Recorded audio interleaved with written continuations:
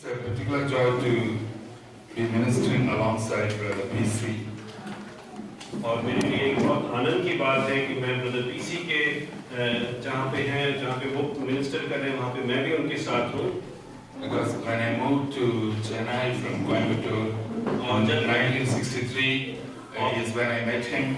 और 1963 में जब मैं चेन्नई कोयम्बतूर से मैं पहुंचा तो मैं वहाँ पे उनसे मिला।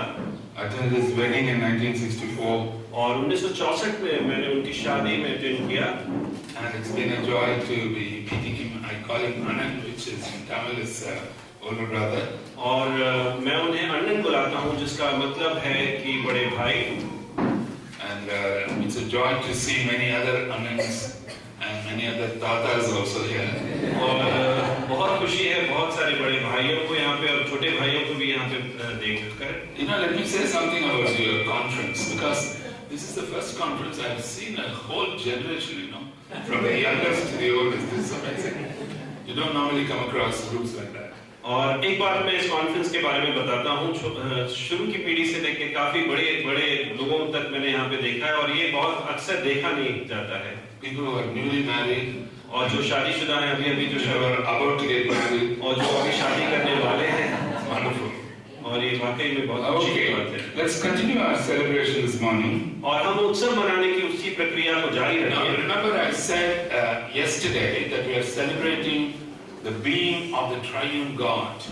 और याद रखिए कल मैंने आपसे कहा था कि हम जो उत्सव मना रहे हैं वो परमेश्वर की जो बीइंग है उसके बारे में लेकर हम उत्सव मना रहे हैं। And we saw also that we celebrate our being made in the image of God. और हमने ये भी देखा कि हम इसलिए उत्सव मना रहे हैं कि हम उसके स्वरूप में बनाए गए हैं। Now in 2 Timothy chapter 2 verse 8 और दूसरे तिमुथियुस के दूसरे अध्याय और 8वीं पद संख्या को कोई लेकर पढ़ ले। and we have appointed a couple of sisters to read immediately in Hindi. और हमने एक आध दो बहनों को अपॉइंट किया है कि वो उसी समय हिंदी में पढ़ लेंगे। यीशु मसीह को स्मरण रख जो दाऊद के वंश से हुआ और मरे हुओं में से जी उठा और यह मेरे सुसमाचार के अनुसार है। Remember Jesus Christ, यीशु मसीह को याद रख of the genealogy of David, और दाऊद की वंशावली में से who rose from the dead. जो मरे हुओं में से जी उठा। Now we are going to look at those aspects of who Jesus was. और हम उन पहलुओं की ओर देखेंगे कि यीशु कौन था। I will be giving a few other references which you can note down, which are not printed. और मैं कुछ ऐसे रेफरेंसेस को भी दे रहा हूँ उसको आप लिख सकते हैं और वो प्रिंट नहीं हुए हैं। You turn to Matthew 22 और मत्ती रचित सुसमाचार के 22वें अध्याय की ओर देखें। and we'll read from verses 41 to the end of the chapter.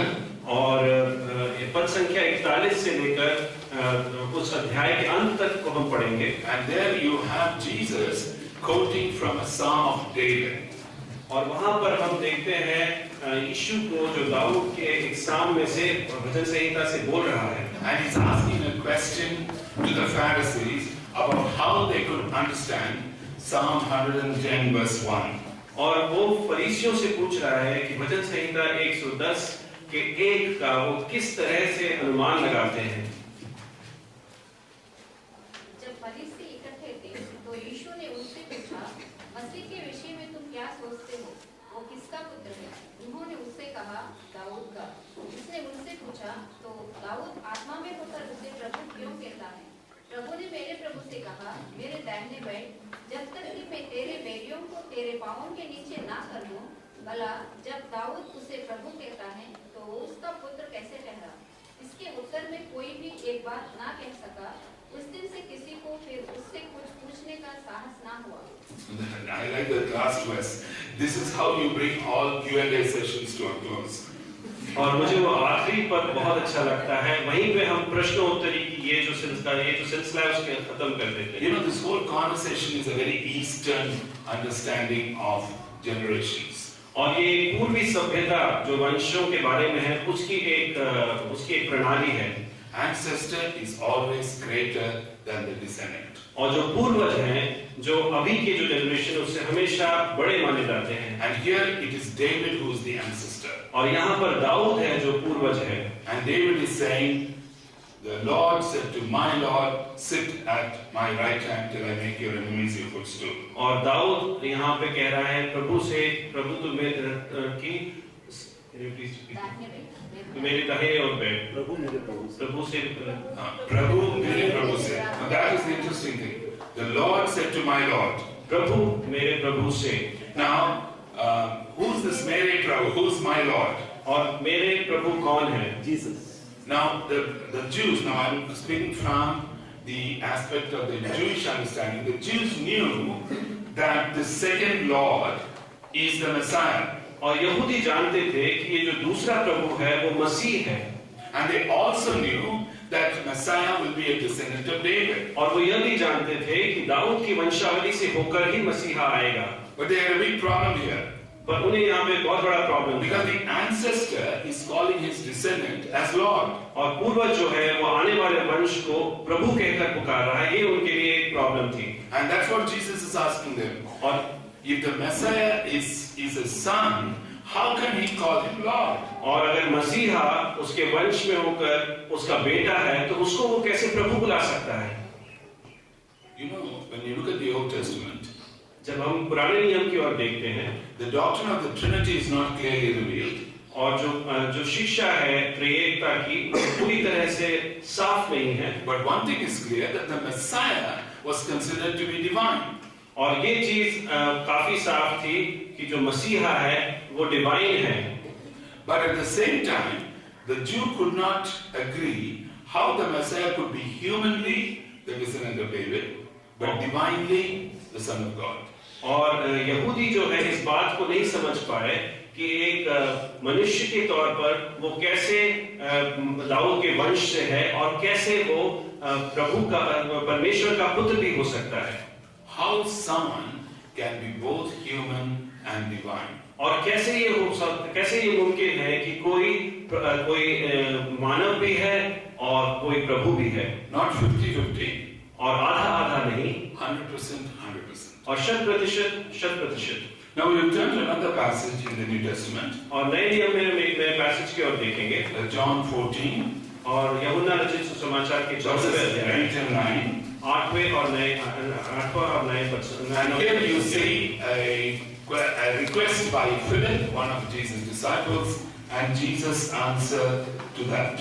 और यहाँ पर हम देखते हैं फिलिप्पुस एक सवाल पूछ रहा है यीशु से और यीशु का क्या जवाब है उसके बारे में हम देखते हैं. फिलिप्पुस ने उससे कहा, हे प्रभु, पिता को हमें दिखा दे, यही हमारे लिए बहुत है. यीशु ने उससे कहा, हे फिलिप्पुस, मैं इतने दिन से तुम्हारे साथ हूँ और क्या तू मुझे नहीं जानता? जिसने मुझे देखा है उससे पिता को देखा है. तू क्यों कहता है कि पिता को हमें दिखा? Now, Jesus doesn't answer this question this way. और यीशु इस प्रकार से इस प्रश्न का उत्तर नहीं देता. He didn't say you should never ask such questions. और उसने ये नहीं कहा कि ऐसे प्रश्न कभी नहीं पूछना चाहिए. In fact, in the Bible you cannot find a single verse where God or Jesus says to us, don't ask questions, simply believe. और बाइबल में हम कहीं पर भी ऐसा नहीं पाते हैं कि परमेश्वर या यीशु ऐसा कह रहा है कि ऐसे प्रश्न मत पूछो, सिर्फ विश्वास रखो. Today at breakfast, a young man said, I'm going to ask you something stupid. और आज नाश्ते के दौरान एक युवक ने मुझसे कहा कि मैं कुछ जो है बहुत ही बेवकूफी भरी बात आपसे पूछने वाला हूँ. I said there are no stupid questions, there are only stupid answers to good questions. और मैंने इसका जवाब दिया है कि कोई भी बेवकूफी भरा प्रश्न नहीं रहता है, सिर्फ उत्तर जो रहते हैं हो सकता है बेवकूफी भरे हो. And I want to tell you that the Gospels, although they look very simple on one side, और मैं आपसे ये कहना चाहता हूँ कि सुसमाचार जब हम पढ़ते हैं तो वो बहुत साधारण महसूस होते हैं. and those of us who grew up in Christian homes, went to Sunday school, और जो मसीही परिवार में जन्मे और संडे स्कूल्स को जिन्होंने अटेंड किया, don't let us remain in that same stage. और जरूरी है कि हम उसी स्थिति में ना बने रहें. Because there is a sophistication about the Gospels. और एक बहुत गहराई है गॉस्पेल्स के बारे में. Because whenever Jesus speaks to the disciples, he is leaving big gaps. और जब भी यीशु अपने चेलों से बात करता है तो वहां पर बहुत सारी बातों को वो अनकहा छोड़ देता है. He is asking us to think through the answers ourselves. और वो हमसे ये चुनौती दे रहा है कि हम उसी के उत्तर के बारे में सोचते रहें। For example, और एग्जाम्पल के तौर पर, if Jesus had said, "Don't ask such questions," we would have understood. और अगर यीशु ने कहा होता कि ऐसे प्रश्न ना पूछो तो हम समझ जाते हैं। Otherwise, he could also have said, "Philip, you asked me a very difficult thing. Let me try to show the Father to you." और फिलिपुस से ये भी कह सकता था कि तूने बहुत कठिन सवाल मुझसे पूछा है, मैं कोशिश करता हूँ कि मैं पिता को तुझे दिखाऊं। Jesus doesn't say either of these two. और यीशु जो है इन दोनों में से कोई बात नहीं कहता। He says, "I have been with you for such a long time. Do you not know me?" और वो कहता है कि मैं तेरे साथ इतने समय से हूँ, क्या तू मुझे नहीं जानता? He who has seen me has seen the Father. और जिसने मुझे देखा है उसने पिता को देखा है। Now I'm going to give you an example. और मैं आपको एक एग्जाम्पल देना चाहता हूँ। One great thing I've discovered here is that many evangelicals are engineers. I think India is the only country where this is true. और मैंने ये देखा है यहाँ पर कि यहाँ पे जितने सुसमाचार प्रचारक हैं, बहुत सारे उनमें से जो हैं इंजीनियर्स हैं। So I'm going to give you an engineering illustration. और इसलिए मैं एक ऐसा दृष्टांत देने जा रहा हूँ जो इसी तकनीक से संबंधित है। You had a screen that was disappearing. Anyway, doesn't matter. That's it. Okay. No. You just imagine that your banner as a screen. और जो बैनर है यहाँ पर लगा हुआ है उसे एक स्क्रीन के तौर पे आप सोचें। Imagine that screen to be a two-dimension world. और दो डायमेंशन में है। Two-dimension world. और वो दो डायमेंशन का एक दुनिया है, उसको आप ऐसे सोचें। And there are two-dimension creatures in that two-dimension world. और उस दो डायमेंशन की दुनिया में दो डायमेंशन के बहुत सारे क्रीचर्स हैं। Suppose imagine a cube. और एक क्यूब को इमेजिन करें। How many dimensions does a cube have? और उसमें कितने डायमेंशंस हैं? 3 dimensions. Length, breadth and height. Now suppose that cube wants to come into this two-dimension world. और अगर वो क्यूब जो है इस दो डायमेंशन की दुनिया में आना चाहता है, In order to accommodate itself to two dimensions, what will it have to become? और इस दुनिया में आने के लिए उसे क्या बनना पड़ेगा ताकि इस दो डायमेंशन की दुनिया में वो आ सके?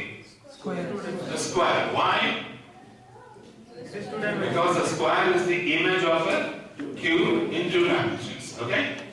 और वो स्क्वायर इसलिए बनना चाहेगा क्योंकि क्यूब का जो प्रतिबिंब है वो एक स्क्वायर है दो डायमेंशन में। Suppose there are other creatures in this two-dimension world. और अगर मान लो कोई और जीव जंतु हैं इस दो डायमेंशन की दुनिया में, Can this square tell those creatures? क्या ये स्क्वायर जो है चौकोर जो है वो उन जीव जंतु से कह सकता है He who has seen me has seen the cube. और क्या वो उनसे कह सकता है कि जिसने मुझे देखा है उसने मेरे स्वरूप मतलब क्यूब को देखा है? Tell me. बताएं। If you don't tell me, we are not proceeding further. और अगर आप नहीं कहते हैं तो मैं आगे नहीं बढ़ूंगा। No.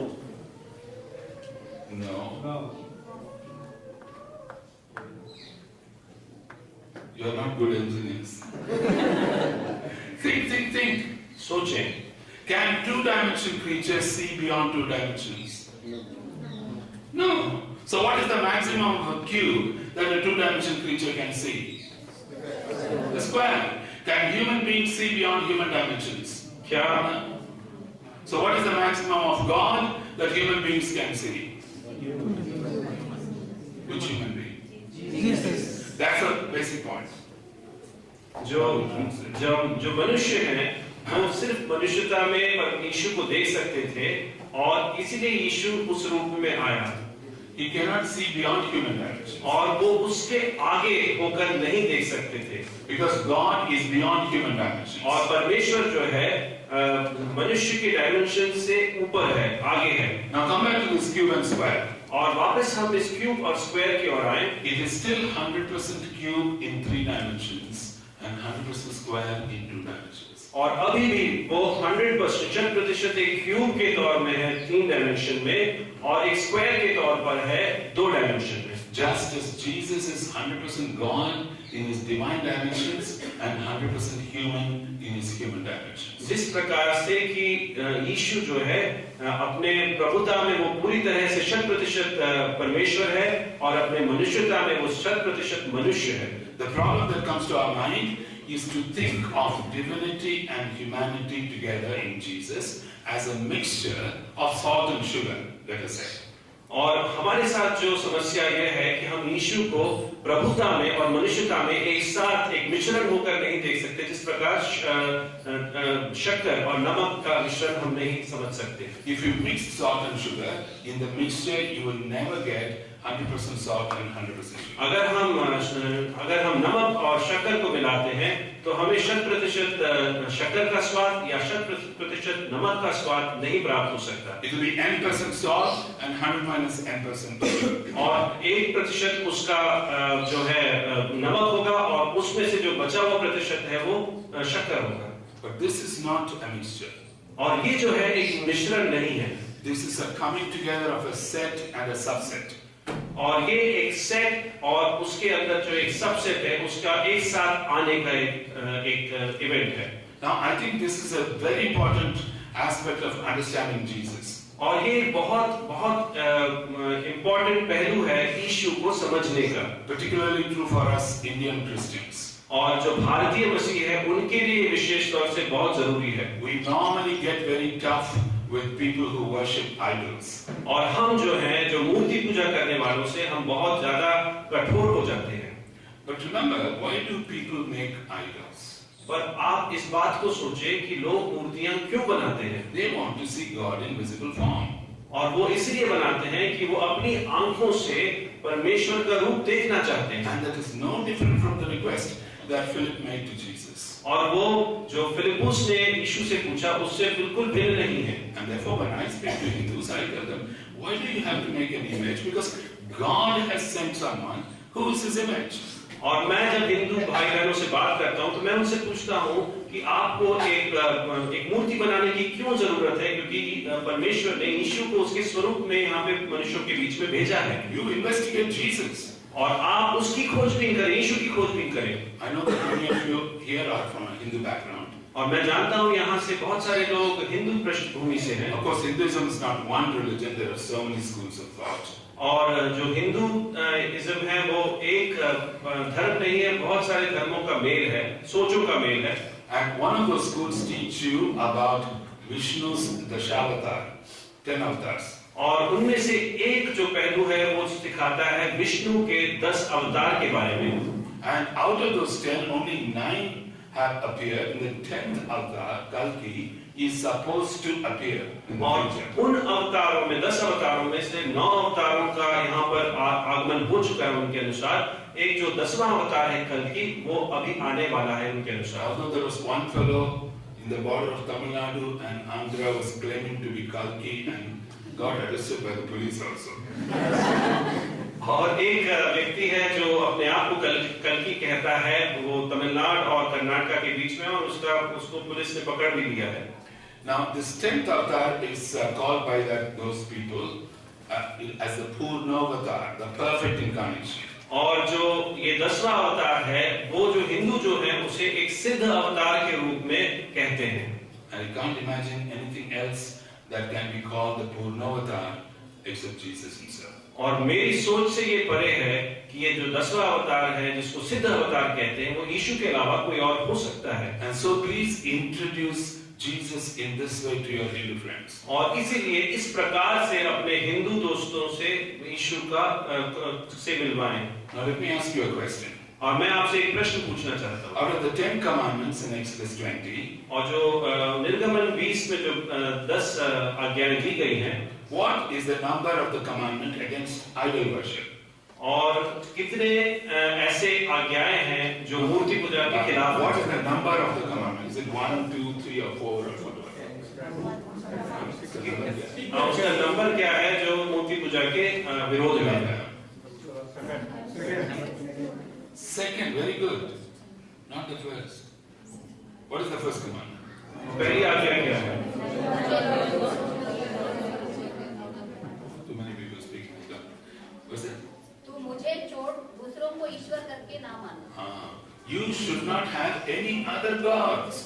और आप किसी और परमेश्वर आपके पास कोई और परमेश्वर ना हो। Let me frankly tell you that if Hindu friends are guilty of breaking the second commandment, we Christians can be guilty of breaking the first.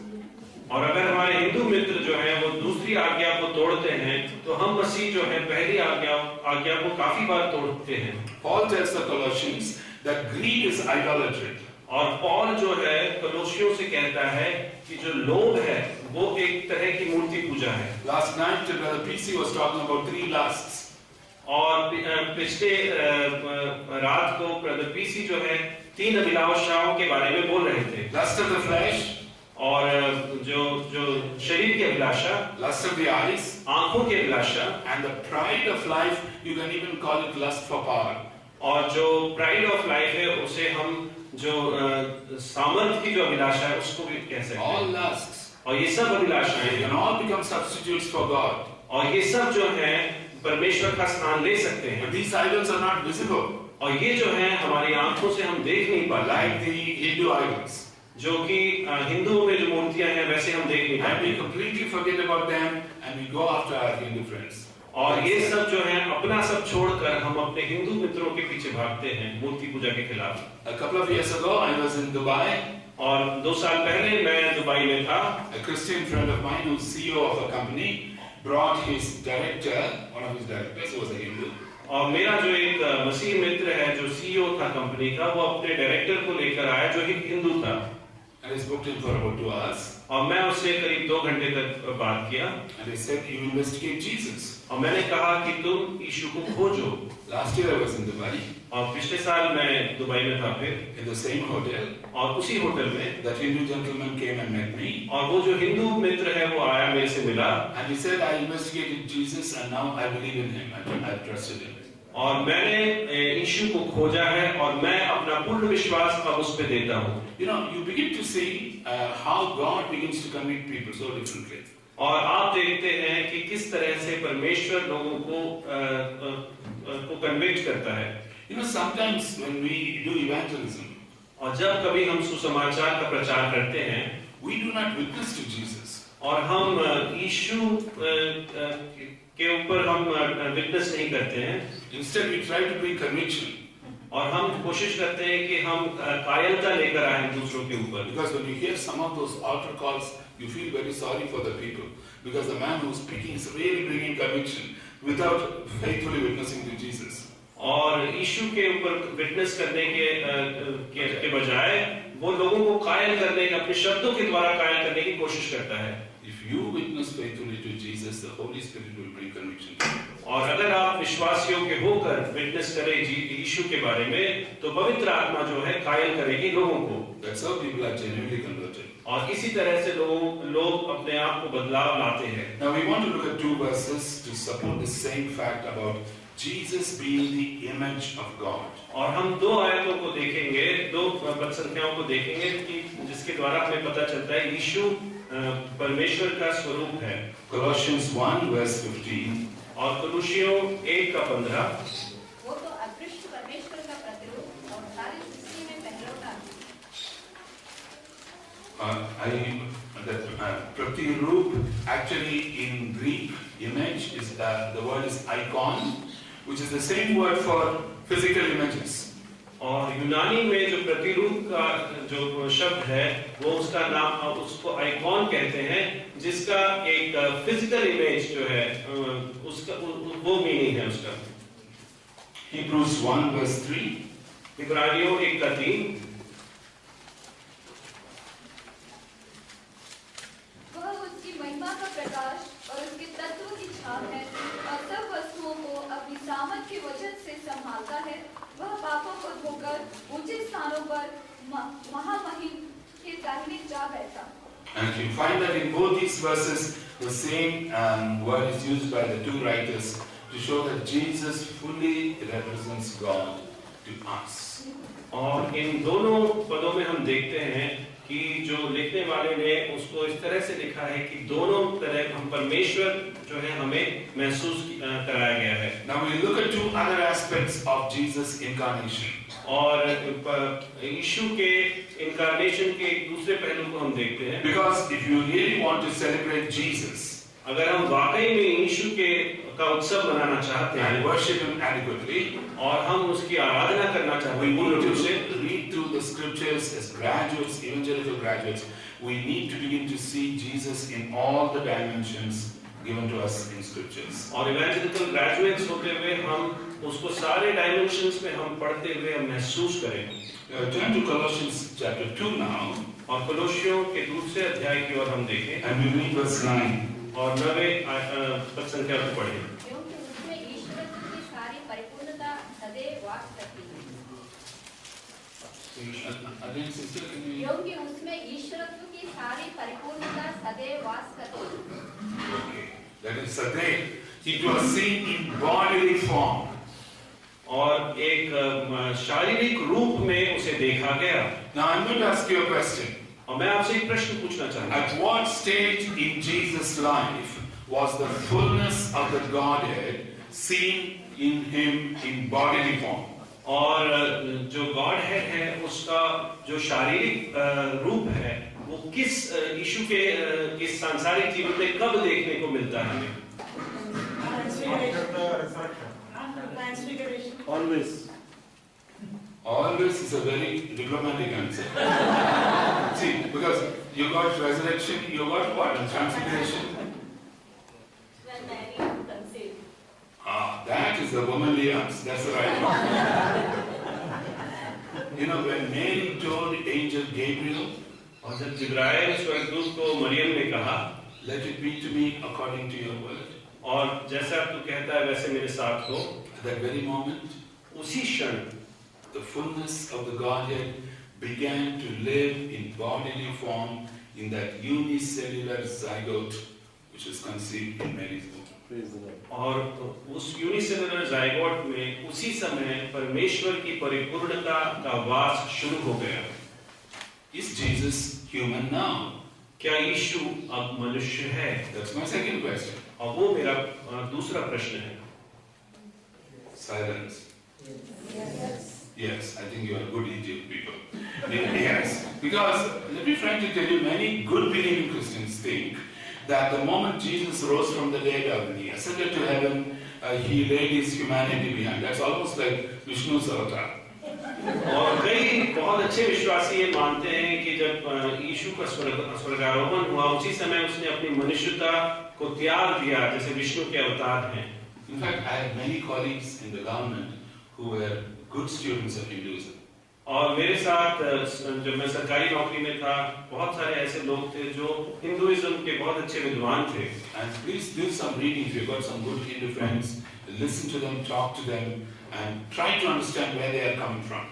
और अगर आपके अच्छे मित्र हैं हिंदू पृष्ठभूमि से तो आप उनके भी ग्रंथों को समझें और उनसे ये जानने की कोशिश करें कि वो किस पृष्ठभूमि से आते हैं। Out of the 9 avatars of Vishnu, the first 3 avatars are animal avatars. Vishnu becomes a fish, Matsyavatar, Varagavatar, he becomes a boar, then he becomes an eagle, Vamana avatar, all those things. और विष्णु के जो 9 अवतार में से पहले 3 अवतार हैं वो एक जीव जंतु के रूप में आते हैं।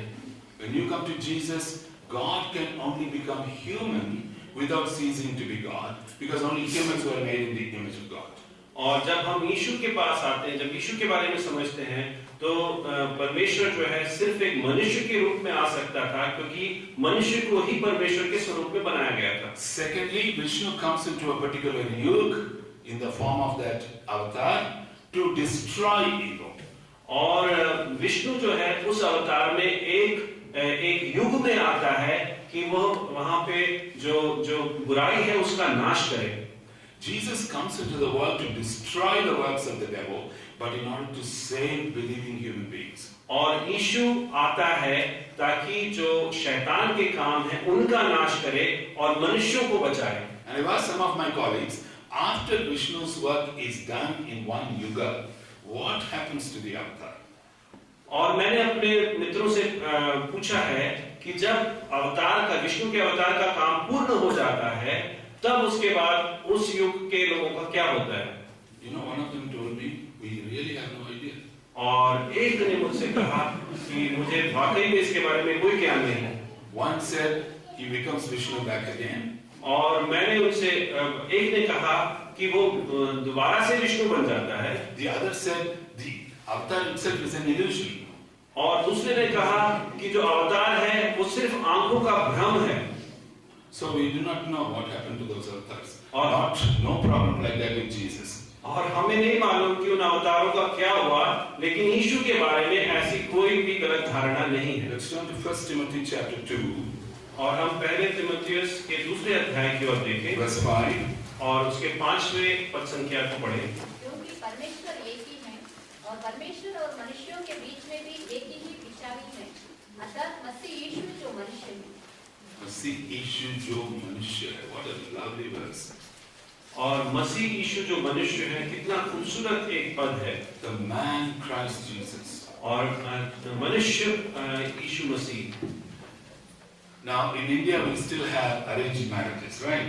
और भारत में अभी भी हमारे जो बीच में जो शादियां होती है वो माँ बाप के द्वारा अरेंज करी जाती है। Shadi.com and all that. Will you arrange a marriage between Christ and the church? क्या मसीह और उसकी कलीसिया के बीच में क्या हम एक शादी का आयोजन कर सकते हैं? Is it a compatible marriage? और क्या वो एक जैसे लोगों के बीच में शादी है? Because when you begin to reflect on the incarnation of Jesus, you see the brilliance of God's wisdom. और जब हम यीशु के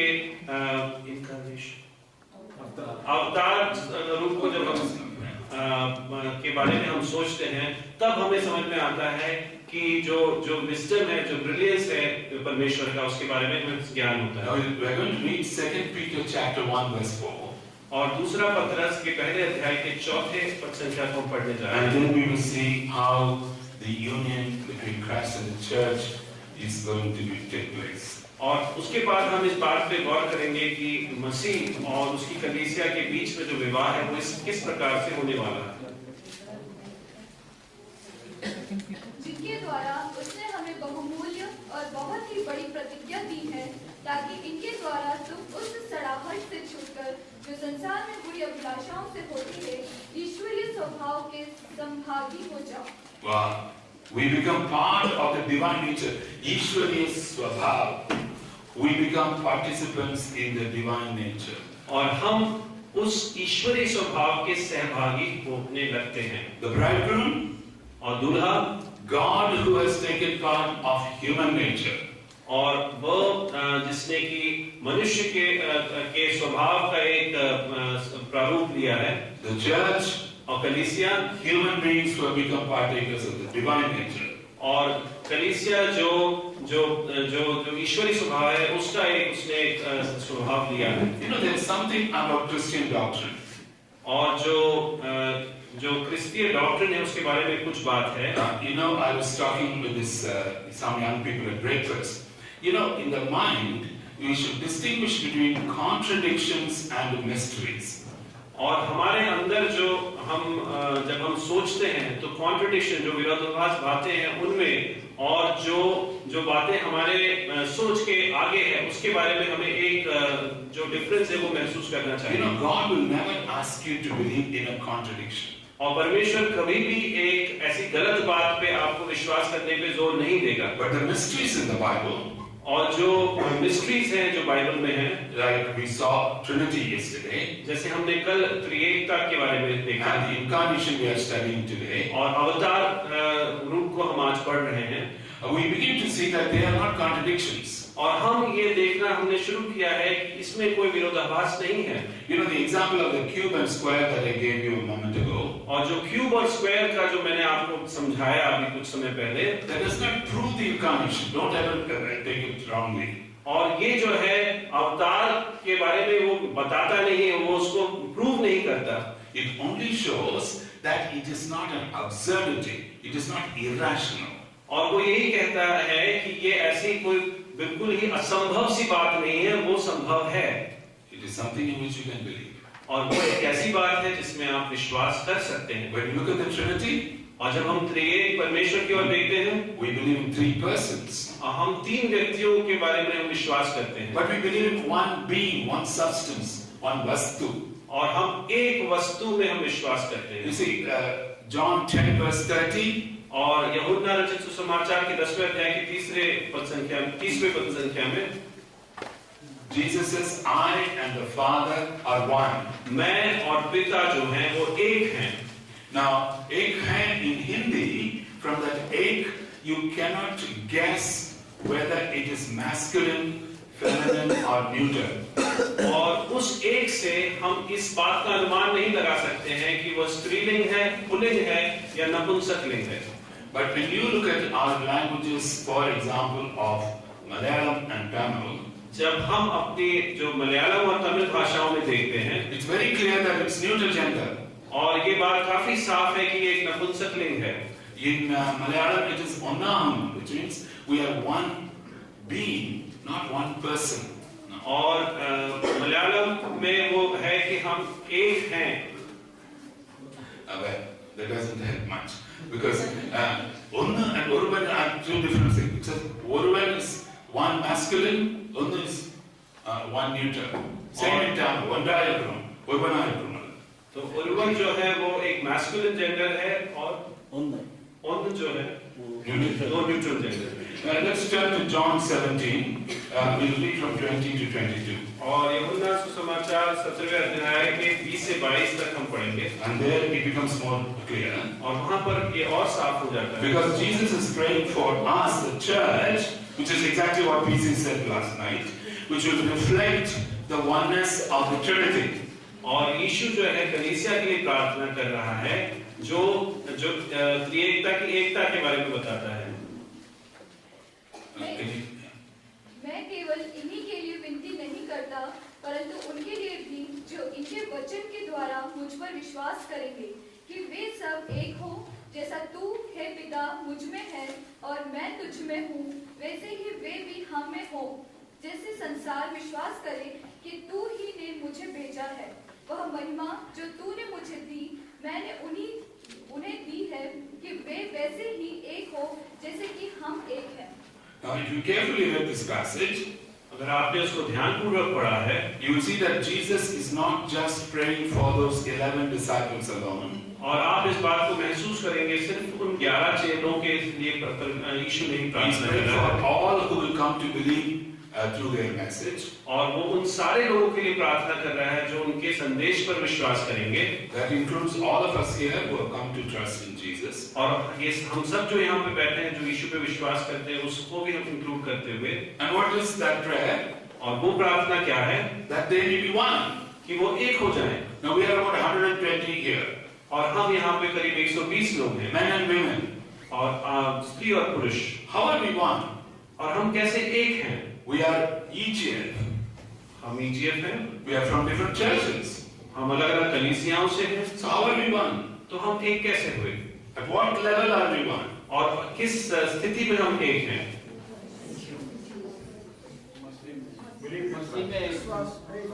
मसीह में एक है, I agree, but if you say something more solid than that. अरे विश्वास में तो जरूर है, but you say something more. We are one body, the church. और हम जो है एक शरीर हैं कलीसिया की। You see, when we teach that UESI is not a church, nor a substitute for a church, we do not mean to say that we don't form the church. We are part of the body of Christ. और जब हम ये शिक्षा देते हैं कि USI कलीसिया है, ना ही कलीसिया नहीं है, ना ही कलीसिया के लिए सब्स्टिट्यूट है, और हम इस बात को भी हम समझते हैं कि हम कलीसिया का एक भाग हैं। We are not an organized church, no. और हम एक ऑर्गेनाइज्ड कलीसिया नहीं हैं, But we are part of the body of Christ. पर हम जो मसीह का देह है उसके एक अंग हैं। That's why we are one in our relationship and harmony. What Brother PC said last night. और इसलिए हम जो है एक हैं अपने रिश्ते में। So at one level we are 120, at another level we are one. एक स्तर पे देखें तो हम 120 लोग हैं और दूसरे स्तर पे देखें तो हम एक हैं। In the same way, we are reflecting the Father, the Son, and the Spirit, three persons at one level, but one being at another level. और एक स्तर पे हम देखते हैं तो हम जो है हम पिता पुत्र और पवित्र आत्मा को रिप्रेजेंट करते हैं एक स्तर पर, और दूसरे स्तर पर हम एक जो है बीइंग को रिप्रेजेंट करते हैं। So we are not saying 3 is equal to 1. और हम ये नहीं कह रहे कि 3 1 के बराबर है, We are saying 3 at one level, 1 at another level. और हम ये कह रहे हैं कि 3 एक स्तर पर और 1 दूसरे स्तर पर। Right here we are 120 persons, men and women, but we are one body. और यहाँ पर जो है 120 स्त्री और पुरुष हैं, हम एक स्तर पर, लेकिन हम एक शरीर हैं। Please, therefore, in your mind, be clear to distinguish between contradictions and mysteries. और आपके जो मन में आप हमेशा इस बात का ध्यान रखें कि विरोधाभास बातें जो हैं, कॉन्ट्रडिक्शन जो है उसमें और जो चीजें हमारी समझ से परे हैं अभी उसमें एक डिफरेंस है, उसको ध्यान रखें। So the examples we are giving are only to illustrate that these are not contradictions. और जो एग्जाम्पल्स हम दे रहे हैं वो सिर्फ इसलिए दे रहे हैं कि ये सब जो है विरोधाभासी बातें नहीं है, इस बात को बताने के लिए दे रहे हैं। I can think of 2 examples for mystery and contradiction. और मैं 2 एग्जाम्पल्स मिस्ट्रीज मैं 2 एग्जाम्पल्स देना चाहूंगा रहस्य और विरोधाभास की बातों के बारे में। Now, the first thing is square circle. Square circle. अच्छा, जो पहली बात है वो एक चौकोर सर्कल गोल के विषय में है। Square circle? Is it possible? A square excludes a circle excludes a square. एक जो गोला है वो चौकोर को अलग करता है और एक चौकोर जो है वो एक गोले से अलग है। Yesterday when Joseph was driving me here, I saw at least 2 hathis. I didn't know that there was a city in India, but still you can see hathis walking about. और जब भाई जोसेफ मुझे लेकर आ रहे थे तब मैंने 2 हाथियों को देखा और मैं समझता नहीं था कि शहरों में भी हाथी घूमते हैं। So my second example is a pink elephant. और जो मेरा दूसरा एग्जाम्पल है वो है एक पिंक कलर का हाथी, गुलाबी कलर का हाथी। Now what is the difference between a gulabi hathi and a square circle? और एक गुलाबी हाथी और एक चौकोर गोले में क्या अंतर है? A square circle is impossible. एक चौकोर गोला है वो नामुमकिन है। Whereas a pink elephant is improbable but possible. और जो गुलाबी हाथी है वो ऐसा नहीं लगता कि हो सकता है, लेकिन फिर भी एक संभवता है। That's why a pink elephant is a good example of a mystery. A square circle is a good example of a contradiction. और जो गुलाबी हाथी है वो एक रहस्य का एक अच्छा उदाहरण है, और जो चौकोर गोला है वो एक विरोधाभास बात का एक अच्छा उदाहरण है। The Bible is full of pink elephants, but not a single square circle. और जो बाइबल है वो बहुत सारे गुलाबी हाथी हैं उसमें, लेकिन एक भी गोला चौकोर गोला नहीं है। And the 2 biggest gulabi hathis are the doctrine of the Trinity and the doctrine of the Incarnation. और जो सबसे बड़े गुलाबी हाथी हैं वो है जो डॉक्ट्रिन जो है त्रिएकता का और अवतार का। Now, what Paul says in 2 Timothy 2:8, और पौलुस दूसरे तिमोथी 2:8 में क्या कहता है? Jesus not only came in the flesh of the generation of David, और ना सिर्फ यीशु दाऊद की वंशावली में देह स्वरूप में आया, but he was raised from the dead. और बल्कि उसका मृतकों में से भी जी उठा। Now, before Jesus himself rose from the dead, a few weeks earlier, he raised another man from the dead. और यीशु का स्वयं मृतकों में से जी उठने से पहले उसने कुछ हफ्तों पहले एक व्यक्ति को मृतकों में से जी उठाया था। Was that? Now we are going to do some CSI, crime scene investigation, not Church of South India. और अब हम कुछ क्राइम सीन इन्वेस्टिगेशन करने जा रहे हैं। Before Lazarus was called out, और लाजर को बाहर बुलाने से पहले they had to have the stone moved away from the grave. और जो पत्थर रखा था उसकी कब्र के सामने उसको हटाना जरूरी था। And then Jesus calls him out. और उसके बाद यीशु उसे लाजर को बुलाता है। And one of my Pentecostal friends in Chennai said, और मेरे पेंटिकॉस्टल मित्र जो चेन्नई में हो, उसने कहा, you know, Jesus had to say, Lazarus, come out.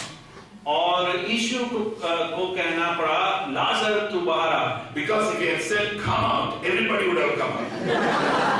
और अगर वो सिर्फ कहता बाहर आ जा, तो सभी बाहर आ जाते। Only Lazarus was being raised. पर सिर्फ लाजर को मृतकों में से जिलाया जा रहा था। But when Lazarus comes out, जब लाजर बाहर निकल कर आता है, he cannot walk very freely. और वो जो है बहुत आसानी से वो चल नहीं पा रहा है। Because when the Jews buried their dead, जब यहूदी लोग जो अपने मृतकों को जब वो गाड़ते हैं, they would wrap the head tightly in a scarf. और जो सिर का जो भाग है उसको बहुत कपड़ों से बांधते हैं। And from the neck down to the tips of the toes, they will tie the body tightly in linen, packed with some 35 kilograms of spices. और 35 किलो करीब जो स्पाइसेस है उसके साथ गले के भाग से लेकर पांव के अंत तक वो उसको अच्छे से लिनन के कपड़े में बांध देते हैं। And when they lay the body horizontally, और जब उसको हॉरिजॉन्टली जब वो लिटा देते हैं शरीर को, the head will be kept on a stone. जो सिर का भाग है वो एक पत्थर के ऊपर रखा जाता है। So if you go into a grave, अगर आप एक कब्र के अंदर जाते हैं, you will find the body like this. The head will be there, and then the body will be. और आप इस रीति से देखेंगे, सर ऊपर रहेगा और बाकी का शरीर नीचे की ओर रहेगा। Because the body is buried within 24 hours, there will be no rigor mortis, so the body can bend at that time. और 24 घंटे के भीतर ही उस शरीर को गाड़ दिया जाता है ताकि बहुत ज्यादा वो कड़क ना हो जाए। Now we are going to read a passage from John chapter 20. और हम एक भाग पढ़ने जा रहे हैं यूहन्ना 20वें अध्याय से verses 3 to 8. और 3 से पद संख्या से 8वें पद संख्या तक। And after our sister reads in Hindi, I want you to think about this and tell me what the difference was between the resurrection of Jesus and the resurrection of Lazarus. और जैसे बहन पढ़ती है तो मैं चाहता हूं कि आप गहराई से सोचें और इस बात का अनुमान लगाएं कि परमेश्वर की यीशु के स्वर्गारोहण में, यीशु के पुनरुत्थान में और लाजर के जी उठने में क्या फर्क है। John 20 verses 3 to 8. यूहन्ना 20वां अध्याय 3 से 8 तक। तब पतरस और दूसरा चेला निकलकर कब्र की ओर चले। वे दोनों साथ साथ दौड़ रहे थे, परंतु दूसरा चेला पतरस से आगे बढ़कर कब्र पर पहले पहुंचा और झुककर कपड़े पड़े देखे, तो भी वो भीतर ना गया। तब शमौन पतरस उसके पीछे पीछे पहुंचा और कब्र के भीतर गया और कपड़े पड़े देखे, और वो अंगोछा जो उसके सिर से बंधा हुआ था कपड़ों के साथ पड़ा हुआ नहीं, परंतु अलग एक जगह लपेट कर रखा हुआ देखा। तब दूसरा चेला भी जो कब्र पर पहले पहुंचा था भीतर गया और देखकर विश्वास किया। Look at verse 8. और 8वीं पद संख्या की ओर गौर करें। John sees and believes. और यूहन्ना देखता है और विश्वास करता है। What did he see? उसने क्या देखा?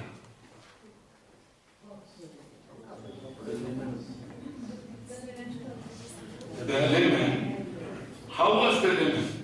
और उसने कपड़ा देखा, लेकिन कैसा था? Not folded. English is horrible.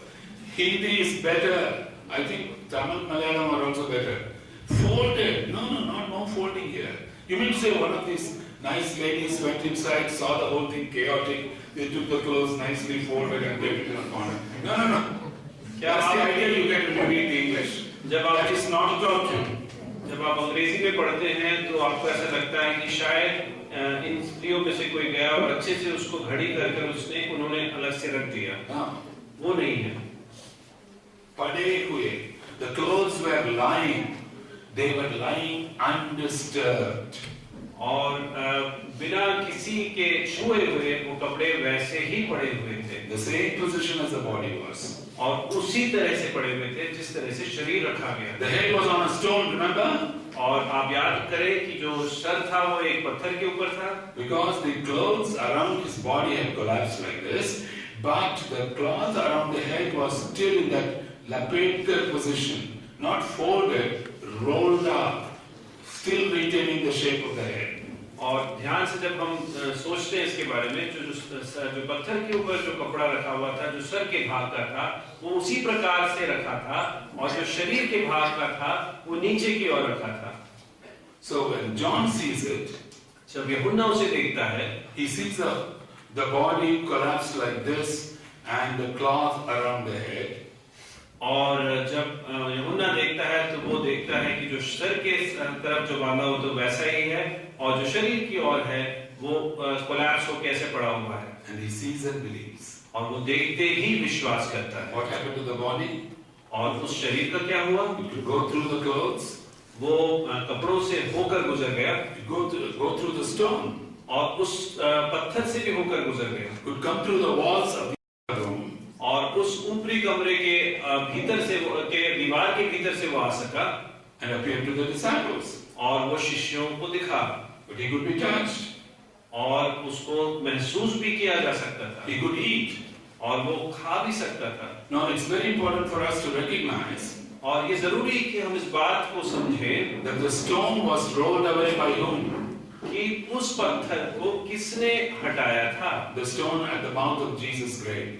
और जो उसके कब्र के सामने जो पत्थर रखा था उसे किसने हटाया था Okay. After that, do you see Jesus walking out? और उसके बाद क्या आप देखते हैं कि यीशु बाहर चल के आ रहा है So why was the stone rolled away? तो उस पत्थर को क्यों हटाया गया Not to let Jesus out, यीशु को बाहर आने के लिए नहीं but to let us in. कि ताकि हम अंदर जा सके And the two people who went in first were John and Peter. और जो दो लोग पहले पहुंचे वो थे यूहन्ना और पतरस And that is why don't call the tomb of Jesus the empty tomb. It was totally empty. We could suspect that Jesus' body was stolen by somebody. और कभी भी उसको एक खाली कब्र ना कहें क्योंकि अगर वो पूरी तरह से खाली था तो हम इस बात का अंदाजा लगा सकते हैं कि शायद उसके शरीर को किसने चोरी करके वहां से लेके गए But the grave clothes were still there. पर उसके मृत्यु के समय जो उसके ऊपर कपड़े लपेटे गए थे वो उस समय भी थे Does it tell you something about the resurrection of Jesus which is different from the resurrection of Lazarus? क्या उसके बारे में आपको यह कुछ बताता है कि लाजर के जी उठने में और परमेश्वर यीशु के पुनरुत्थान में कुछ फर्क है Lazarus came back to this life. और लाजर जो है वो इस जीवन में वापस आया That's why his resurrected body was just like our body. We could not have gone through the clothes. और इसीलिए उसका जो पुनरुत्थित शरीर है वो हमारे शरीर जैसा ही था और वो शरीर उस कपड़ों से होकर नहीं जा सका बाहर आ सका That is true of all the resurrections that have taken place. और जितने पुनरुत्थान हुए हैं उन सब में ये बात सत्य है Except the resurrection of Jesus. सिर्फ यीशु के पुनरुत्थान को छोड़कर Because he goes on to live a new level of life. क्योंकि वो एक नए स्तर के जीवन की ओर जीने के लिए जाता है In that life there is no death. और उस जीवन में कोई मृत्यु नहीं है And we have been invited to be part of that resurrection. और हमें जो है न्योता दिया गया है उस पुनरुत्थान की ओर आने का And so when we look at the story of Jesus, we begin to see that this is real, it happened on this planet. और जब हम यीशु के कहानी को जब हम पढ़ते हैं तो हम ये महसूस करते हैं कि वाकई में ये सच है और इसी पृथ्वी पर हुआ है We celebrate Jesus. और इसीलिए हम उसका उत्सव मनाते हैं We remember Jesus, हम उसको याद करते हैं born in the family of David as a human being, और दाऊद की वंशावली में एक मनुष्य के रूप में वो जन्मा but entirely divine as well, और पूरी तरह से देवीय था raised from the dead, और मृतकों में से जी उठा not like Lazarus, और लाजर के समान नहीं but raised to a new level of life. और एक नए जीवन की ओर उसे उठाया गया And we invite people to put their faith in that Jesus. और हम जो हैं लोगों को न्योता देते हैं उस यीशु पर विश्वास करने के लिए And that is the Jesus whom you can trust. और उसी यीशु पर है जो आप अपना विश्वास कर सकते हैं। Not just intellectually believe, we heard that last night. सिर्फ एक इंटेलेक्चुअल तौर पर नहीं, We know that this God can carry us through. और हम जानते हैं कि ये जो परमेश्वर है हमें लेकर जाएगा Through sin and death. पाप और मृत्यु से होकर, So that we are ready to meet Him when He comes again. ताकि हम उस क्षण के लिए हम जब तैयार हैं जब वो दोबारा आएगा। Now what I'm going to do और मैं ये करने वाला हूँ is to briefly touch upon the work of the Holy Spirit. और एक बहुत संक्षिप्त तौर पर मैं पवित्र आत्मा के कार्य पर मैं छूंगा। But tomorrow I will continue as we think about the evolution through the work of the Holy Spirit. I'll change the order in my notes from your thing here. और कल जो है एक नएपन में के बारे में मैं बताऊंगा, लेकिन आज मैं पवित्र आत्मा के कार्यों पर गौर करूंगा थोड़ी देर। Let's first read from Ephesians 4 verse 30. और इफिसियों 4 के 30 को हम पढ़ें। परमेश्वर के पवित्र आत्मा को शोकित मत करो, जिससे तुम पर छुटकारे के दिन के लिए छाप दी गई है।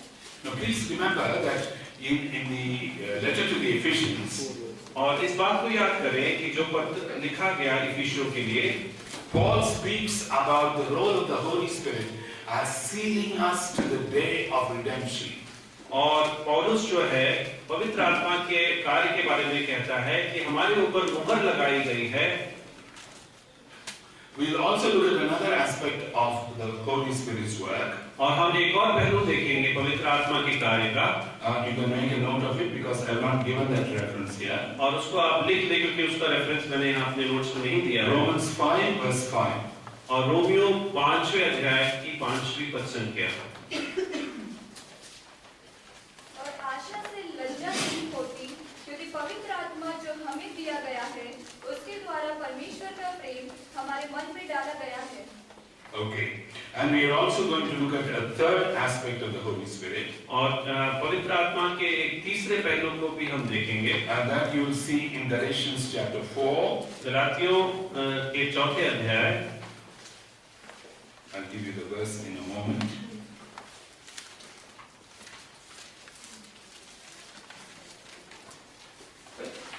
Verse 6. और उसकी 6वीं पद संख्या। और तुम जो पुत्र हो, इसलिए परमेश्वर ने अपने पुत्र की आत्मा को, जो हे अब्बा हे पिता कहकर पुकारता है, हमारे हृदयों में भेजा है। So you find that there are three aspects of the work of the Holy Spirit with reference to us. और हमारे हमसे संबंधित पवित्र आत्मा के 3 कार्य हैं, 3 कार्यों के 3 पहलू हैं। Chapter 4 verse 30, He is the one who seals you to the day of redemption. और उस दिन के लिए वो हमारे ऊपर पवित्र आत्मा की मोहर लगाता है। But you also see, do not grieve the Holy Spirit of God. और ये भी हम पढ़ते हैं कि पवित्र आत्मा, परमेश्वर की पवित्र आत्मा को शोकित न करें। When a believer sins, what does he or she do to the Holy Spirit? जब एक विश्वासी पाप करता है तो वो पवित्र आत्मा के प्रति क्या करता है? He is grieving him. और वो पवित्र आत्मा को शोकित करता है। Whom do we grieve normally?